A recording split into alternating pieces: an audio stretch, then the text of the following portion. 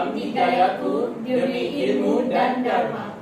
Salam sejahtera saya ucapkan kepada pensyarah kami, yaitu Puan Koni, yang merupakan pensyarah bagi kursus BMMD 1074 Sejarah Perkembangan Bahasa Melayu.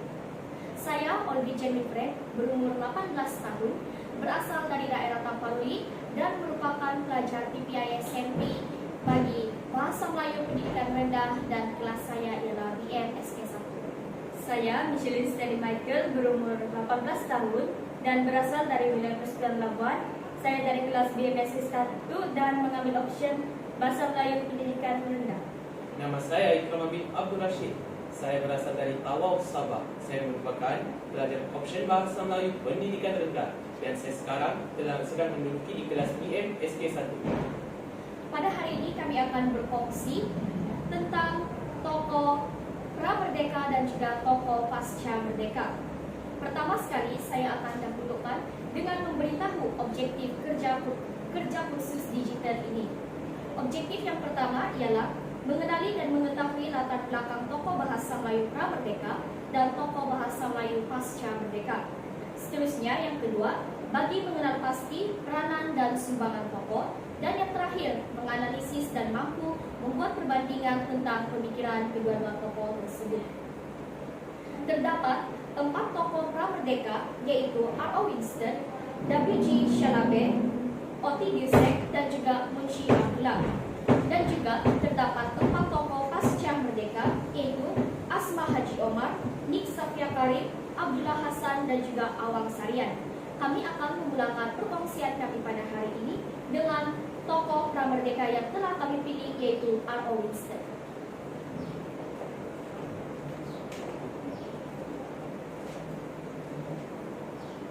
Latar belakang R.O. Winston. R.O. Winston atau nama sebenarnya ialah Richard Olaf Winston. Beliau telah dilahirkan pada 2 Ogos 1878 di kota Oxford, England, dan ayahnya berasal dari Sweden dan telah menjadi rakyat Britain. Beliau mendapat pendidikan di Magdalen College School dan di New College, Oxford. Dari situlah beliau telah menerima 1 MA dan beliau telah berkahwin dengan Sarah Winston yang merupakan seorang daripada sebuah keluarga yang telah lama menetap di kota Oxford. Menurut Bestin, 1964, Winston cepat dan rajin membaca tetapi sering mengalami penyakit bergut dan tidak dapat menyertai aktiviti sukan. Oleh yang demikian, beliau memilih hidup yang alternatif yang wujud dalam buku dan dunia intelektual. Menurut Shepard, Winston 1969, Winston telah memilih kursus metafisika di Oxford dan pernah mengikuti kursus undang-undang selama setahun di universiti yang sama. Namun demikian, beliau ternyata lebih tertawan kepada karya-karya Robert Louis Stevenson pada akhir tahun ketiga di New College. Jika dilihat dari satu sudut, beliau tidak mempunyai pengkhususan dalam bidang antropologi, sastra maupun bahasa yang merupakan bidang yang diceburinya ketika berada di tanah Melayu. Winston juga telah menduduki peperiksaan gabungan perkhidmatan dalam negeri, India, dan tanah jajahan. Ia bertujuan untuk menjadi pegawai kolonial di India, tetapi akibat kecuaian yang telah dilakukan oleh Winston, yang mana beliau telah tersilap membaca soalan peperiksaan, telah menyebabkan markahnya agak rendah. Akibat daripada kejadian tersebut, beliau telah dihantar untuk berkhidmat di tanah Melayu, yaitu di negeri Perak pada tahun 1902 sebagai pegawai pelatih. Melalui pengaruh R.J. Wilkinson, Winston akhirnya dipindahkan ke Kuala Pilah, sekaligus memberi beliau peluang untuk mempelajari sistem matrilineal. Pada tahun 1913, beliau telah dilantik sebagai pegawai daerah dalam Kuala Pilah, dan pada tahun 1916, beliau dilantik pula untuk berkhidmat di Jabatan Pendidikan. Seterusnya, pada tahun 1920-an, Winston menerima dilipnya daripada Oxford.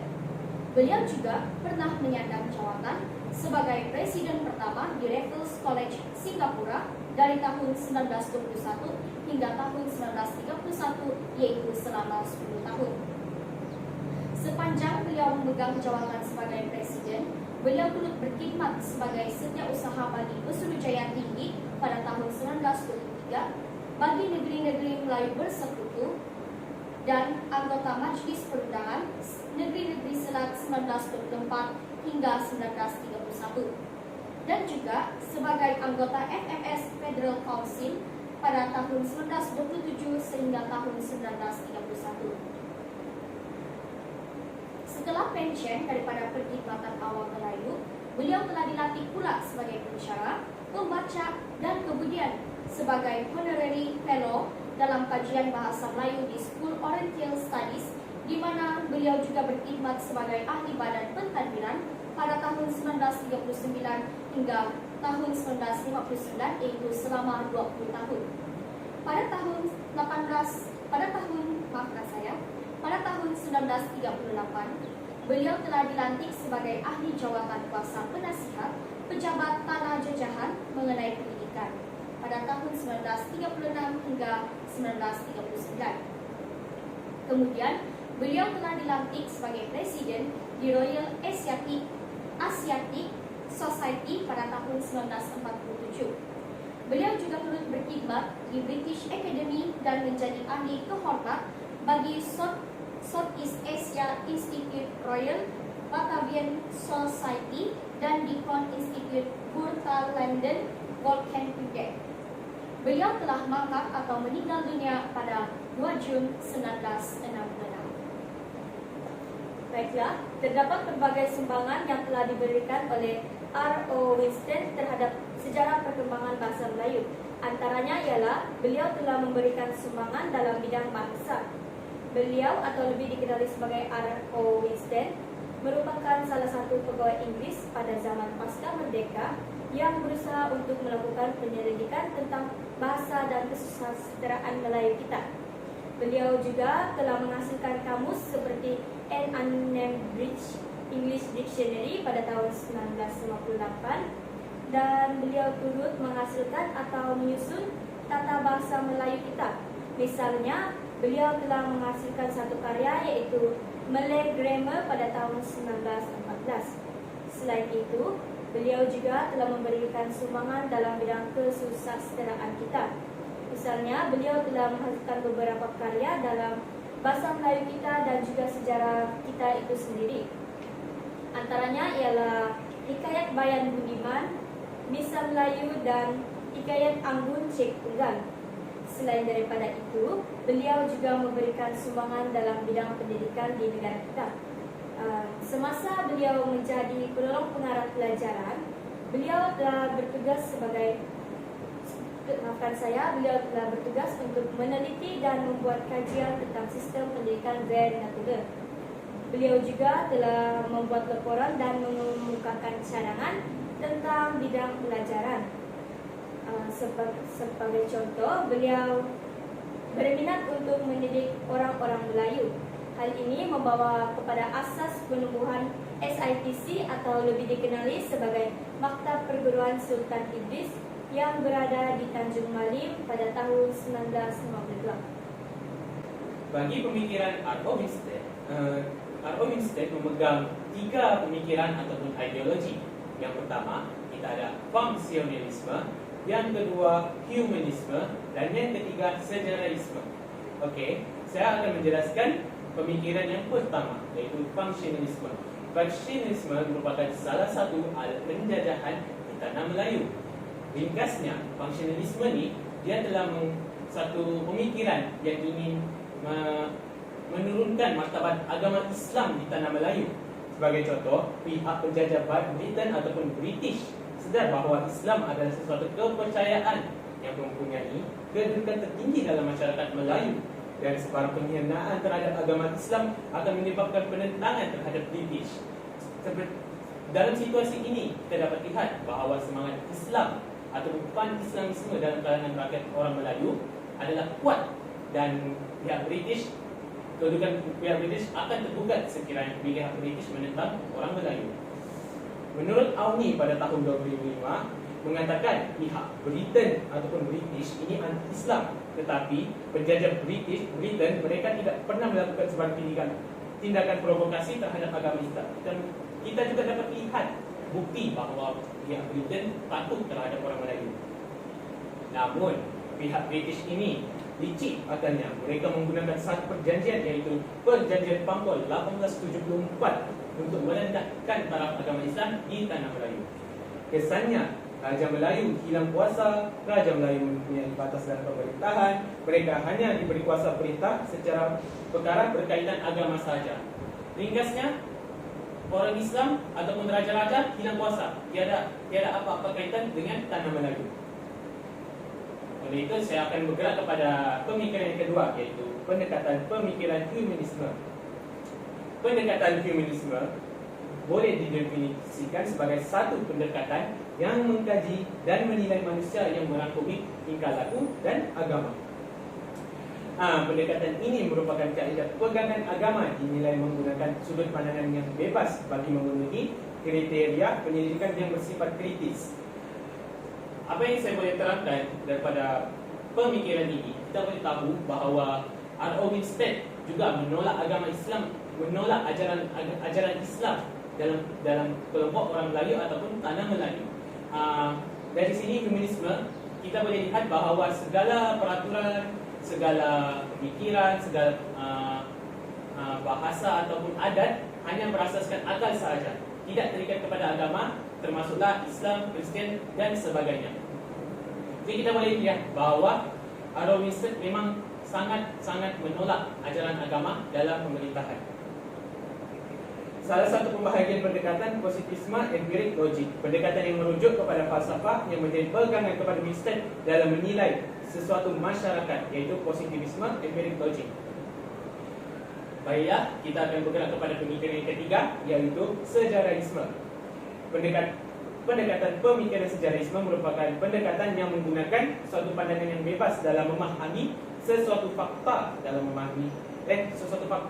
sejarah dan kebergantungan sepenuhnya dengan akal untuk mencari jawapan. Ketika di bawah kita boleh tahu kitab-kitab seperti kitab Islam iaitu Al-Quran dan Kristian iaitu Bible telah menjelaskan beberapa sejarah tentang kehidupan terdahulu. Namun R.O. Winstead juga turut menolak segala cerita-cerita yang diceritakan oleh agama. Kita boleh lihat bahawa R.O. Winstead hanya menggunakan akal semata-mata untuk menilai sesuatu fakta. Dan itu sahaja untuk pemikiran R.O. Winstead. Seterusnya, kita akan beralih kepada tokoh pasca merdeka. Bagi tokoh pasca merdeka, kami telah memilih Nik Safia Karim sebagai tokoh yang akan kami kongsi. Saya akan mulakan dengan latar belakang tokoh pasca merdeka ini, yaitu Nik Safia Karim. Seperti yang kita ketahui, Nik Safia Karim merupakan seorang tokoh dan cendekiawan tanah air kita, Malaysia. Prof. Emeritus Datuk Dr. Nik Safia Karim merupakan antara tokoh dan cendekiawan tanah air yang aktif dalam memperjuangkan kedaulatan bahasa Melayu. Dedikasi beliau yang tidak boleh dinafikan menjadikannya disegani ramai dan menjadi idola kepada anak-anak muda di institusi pengajian tinggi yang mengikuti bidang linguistik dan sastra. Selain perjuangan linguistik ini, beliau juga gigih memperjuangkan kedudukan serta kebajikan kaum wanita tanah air kita, Malaysia. Profesor Emeritus Datuk Dr. Nik Safia Karim dilahirkan pada 17 Disember 1939 di Kampung Banggol, Kota Baru, Kelantan, dan kini beliau berumur 83 tahun. Beliau telah berkahwin dengan Muhammad Zain Omar dan mempunyai 4 orang anak dan juga 11 orang cucu. Bagi akademik atau pendidikan bagi tokoh Nik Safia Karim, beliau telah menerima pendidikan awal di Sekolah Rendah Inggris Perempuan Kota Baru yang sekarang kita kenali sebagai Sekolah Rendah Zainab. Seterusnya, beliau melanjutkan pelajaran ke Maktab Perempuan Melayu Kuala Lumpur yang kini dikenali sebagai College Tunku Kursyah Seremban. Pada tahun 1959, beliau telah melanjutkan pelajaran lagi di St. Francis Institution Melaka sehinggalah lulus Higher School Certificate. Pada tahun 1965 pula, beliau telah memperolehi ijazah sarjana muda sastra dengan kepujian dalam bidang linguistik daripada Universiti Malaya. Seterusnya, pada tahun 1975, beliau memperolehi ijazah doktor falsafah dalam bidang linguistik dari Ohio University, USA. Kerjaya akademik beliau bermula dengan pelantikan beliau menjadi tutor di Jabatan Pengajian Melayu Universiti Malaya pada tahun 1963. Sepanjang beliau bekerja, beliau telah menjawat jawatan pensyarah, Prof Madya, dan akhirnya dilantik Prof Pengajian Melayu. Seterusnya, Datuk Dr. Nik Safia Karim, pakar dalam bidang tata bahasa dan juga sosial linguistik. Beliau telah menerima gelaran Profesor Emeritus pada tahun 2002 dan beliau pernah dilantik sebagai Timbalan Ketua Pengarah Dewan Bahasa dan Pustaka. Seterusnya kita akan beralih kepada peranan tokoh pasca merdeka Nik Safia Karim. Antara sumbangan yang telah diberikan oleh beliau ialah beliau pernah menyandang jawatan sebagai Dekan Fakulti Sastra dan Sains Sosial sebanyak 2 kali, yaitu di antara tahun 1982 sehingga 1993 dan pada tahun 1992 sehingga 1994. Beliau juga pernah menjadi Ketua Jabatan Pengajian Melayu dari tahun 1984 sehingga tahun 1986 serta pengarah pertama Akademi Pengajian Melayu dari tahun 1990 sehingga tahun 1992. Sementara itu, beliau juga pernah dipinjamkan ke Dewan Bahasa dan Pustaka atau lebih dikenali sebagai DBP sebagai Timbalan Ketua Pengarah pada tahun 1989 sehingga tahun 1990. Di DBP ini beliau telah memperjuangkan dan mengutuhkan bahasa Melayu bukan sahaja di tanah air kita sendiri, tetapi juga di seluruh dunia. Hal ini dapat dilihat daripada pelantikan beliau selama 14 tahun dalam Lembaga Pengelola Dewan Bahasa dan Pustaka dan Ahli Jawatan Kuasa Tetap Bahasa Melayu JKTBM yang mewakili Malaysia di pertemuan Majlis Bahasa Melayu Brunei Darussalam, Indonesia dan Malaysia. Seterusnya, beliau juga merupakan pakar rujuk bahasa yang sering dijemput. Beliau ada memberi nikmat kepada Kementerian Pelajaran Singapura dan Kementerian Pelajaran Brunei Darussalam. Dengan memandangkan kedidikan beliau ini, maka beliau juga merupakan salah satu pengasas Persatuan Linguistik Malaysia dan pernah menjadi presiden selama 18 tahun. Sekarang, beliau telah menjadi penasihat bagi persatuan tersebut, yaitu Persatuan Pergerakan Wanita ini.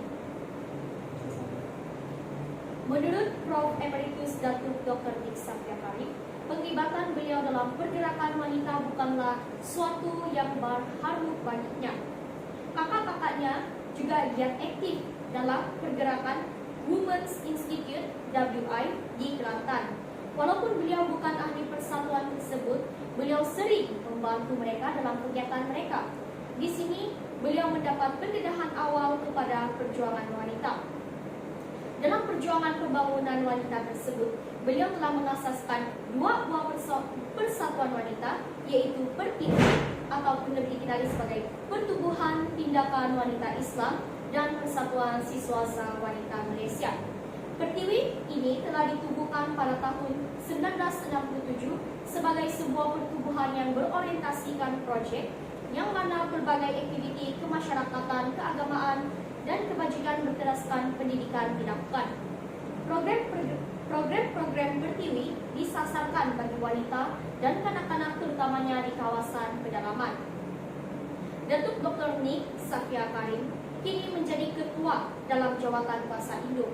Beliau sangat mengalu-alukan wanita muda Islam untuk menyertai Pertiwi dan bersama Pertiwi dalam menjalankan kerja-kerja amal mereka.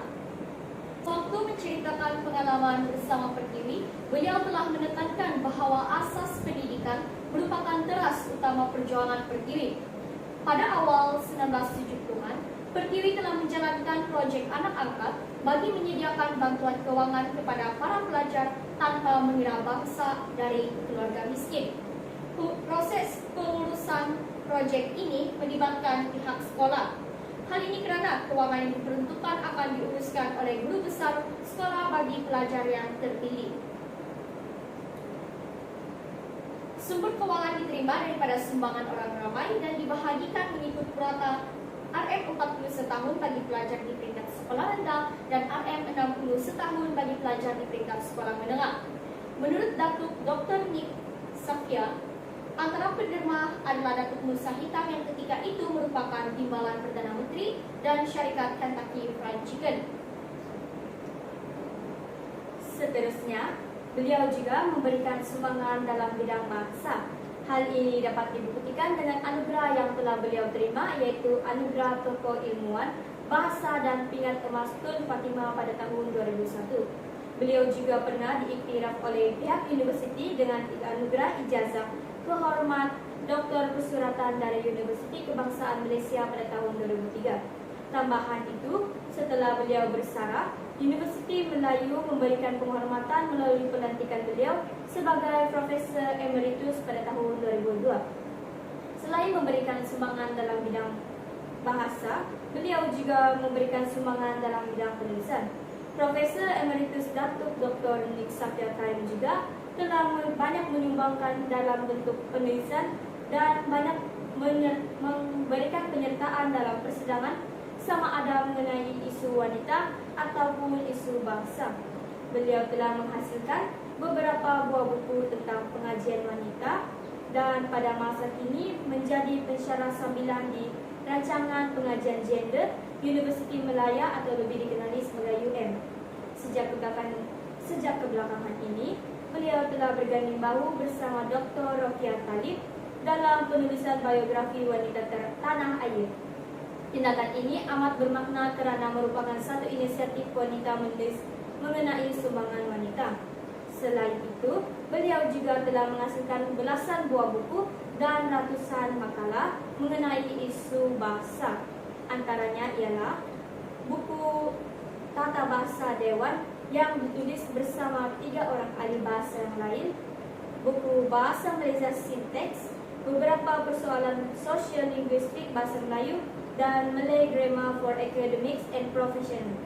Untuk pengetahuan semua, buku Tata Bahasa Dewan yang telah dihasilkan oleh Nick Safia Karim dan juga bersama 3 orang ahli bahasa yang lain. Buku yang terkini ialah Tata Bahasa Dewan edisi ketiga.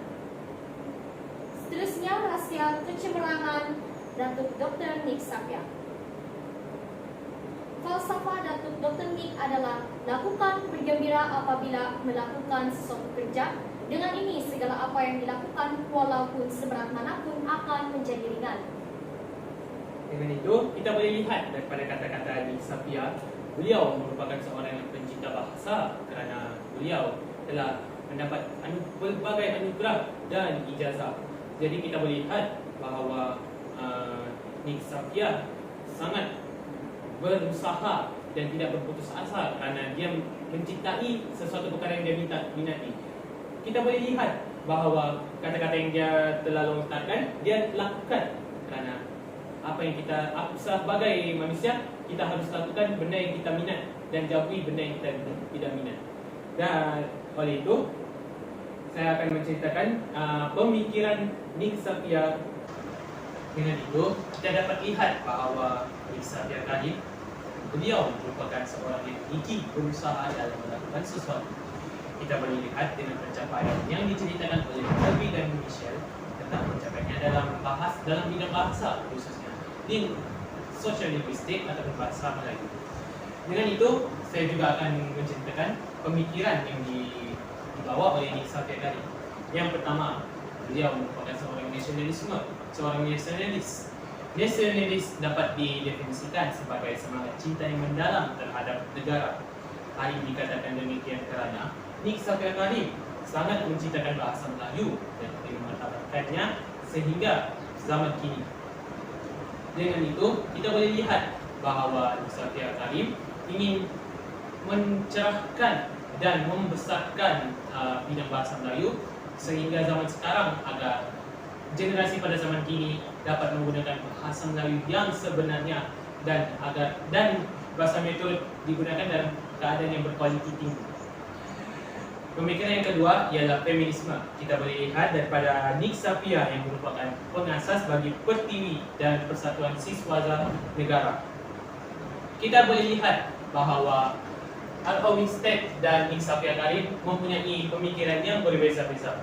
Namun perjuangan mereka janganlah dilupakan. Hal ini dikatakan demikian kerana walaupun Al Winstead menolak Islam dengan pemikiran yang dibawanya iaitu humanisme dan sejarahisme, beliau banyak membawa sumbangan terhadap bahasa Melayu negara kita walaupun beliau merupakan pegawai Inggeris yang merupakan orang luar bagi kita. Bagi Nick Safia Karim pula, kita boleh lihat bahawa Nick Safia Karim sangat memartabatkan bahasa Melayu serta agama. Kita boleh lihat dari segi agama, beliau ingin memartabatkan hak wanita agar dapat dijamin, dijaga dan dimartabatkan sehingga bila-bila. Kesimpulannya, dapat dilihat bahawa tokoh pra-merdeka yaitu R.O. Winstead dan juga tokoh pasca merdeka Nick Safia Karim, kedua-duanya memartabatkan bahasa Melayu. Kedua-dua tokoh ini memperjuangkan bahasa Melayu di negara kita. Oleh yang demikian, kita sebagai generasi pada masa kini haruslah memartabatkan bahasa Melayu dan menggunakannya dengan betul dan tepat agar dapat diturunkan dan dikekalkan kepada generasi akan datang. Oleh yang demikian, bersama-samalah kita menjaga kedaulatan dan nilai serta kedudukan bahasa Melayu. Sekian, terima kasih.